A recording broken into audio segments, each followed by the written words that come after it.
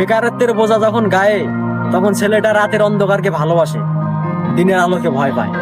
18 বছর বয়সী বেকার ছেলেটা এখন বাবার চোখে তাকিয়ে কথা বলতে পারে না। এজন্যই দীর্ঘদিন থেকে একসাথে বসে খাবারটাও খায় না। এক সময় স্বপ্ন দেখতো, আর এখন স্বপ্ন দেখায়। বাস্তবতার ধাক্কায় জীবন কতটা পরিবর্তন হয় একমাত্র 18 বছর বয়সী বেকার ছেলেটাই শেখায়।